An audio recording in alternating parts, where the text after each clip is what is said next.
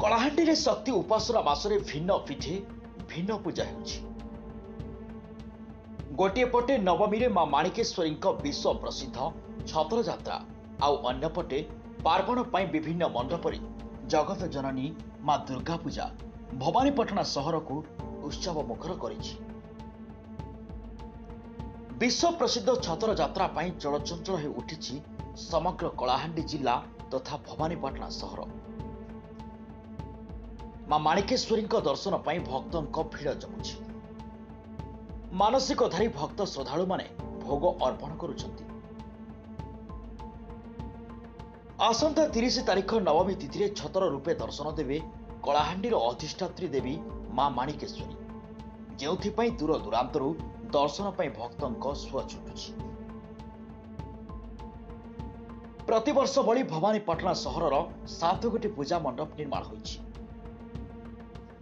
ନକ୍ଟିଗୁଡ଼ାରେ ଏଥର ରାଜସ୍ଥାନ ଜୟପୁର ହାବା ମହଲ ପୂଜା ମଣ୍ଡପ ଶୋଭା ପାଉଛି, ଯେଉଁଥିରେ ଲୋକଙ୍କ ପ୍ରବଳ ଭିଡ଼ ଆରମ୍ଭରୁ ହୋଇଛି। ଅଧିକାଂଶ ପୀଠରେ ଏଥର ସେଲ୍ଫି ପଏଣ୍ଟ ହୋଇଛି। ପୂଜା ମଣ୍ଡପ ସାଙ୍ଗକୁ ସାରା ସହର ଆଲୋକରେ ସଜ୍ଜିତ ହୋଇଛି।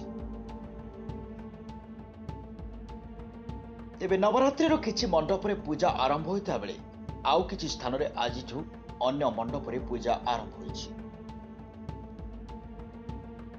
ଗୋଟିଏ ପଟେ ନବମୀରେ ମା ମାଣିକେଶ୍ୱରୀଙ୍କ ବିଶ୍ୱ ପ୍ରସିଦ୍ଧ ଛତ୍ର ଯାତ୍ରା, ଆଉ ଅନ୍ୟପଟେ ପାର୍ବଣ ପାଇଁ ବିଭିନ୍ନ ମଣ୍ଡପରେ ଜଗତ ଜନନୀ ମା ଦୁର୍ଗା ପୂଜା ଭବାନୀପାଟଣା ସହରକୁ ଉତ୍ସବ ମୁଖର କରିଛି। ବିଶ୍ୱ ପ୍ରସିଦ୍ଧ ଛତ୍ର ଯାତ୍ରା ପାଇଁ ଚଳଚଞ୍ଚଳ ଉଠିଛି ସମଗ୍ର କଳାହାଣ୍ଡି ଜିଲ୍ଲା ତଥା ଭବାନୀପାଟଣା ସହର। ମା ମାଣିକେଶ୍ୱରୀଙ୍କ ଦର୍ଶନ ପାଇଁ ଭକ୍ତଙ୍କ ଭିଡ଼ ଜମୁଛି।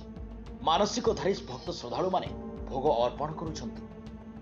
ଆସନ୍ତା 30 ତାରିଖ ନବମୀ ତିଥିରେ ଛତ୍ର ରୂପେ ଦର୍ଶନ ଦେବେ କଳାହାଣ୍ଡିର ଅଧିଷ୍ଠାତ୍ରୀ ଦେବୀ ମା ମାଣିକେଶ୍ୱରୀ, ଯେଉଁଥିପାଇଁ ଦୂର ଦୂରାନ୍ତରୁ ଦର୍ଶନ ପାଇଁ ଭକ୍ତଙ୍କ ସୁଅ ଛୁଟୁଛି। ପ୍ରତିବର୍ଷ ଭଳି ଭବାନୀପାଟଣା ସହରର 7 ଗୋଟି ପୂଜା ମଣ୍ଡପ ନିର୍ମାଣ ହୋଇଛି। ନକ୍ଟିଗୁଡ଼ାରେ ଏଥର ରାଜସ୍ଥାନ ଜୟପୁର ହାବା ମହଲ ପୂଜା ମଣ୍ଡପ ଶୋଭା ପାଉଛି। ବ୍ୟୁରୋ ରିପୋର୍ଟ, ସ୍ୱତନ୍ତ୍ର ନ୍ୟୁଜ୍ 24।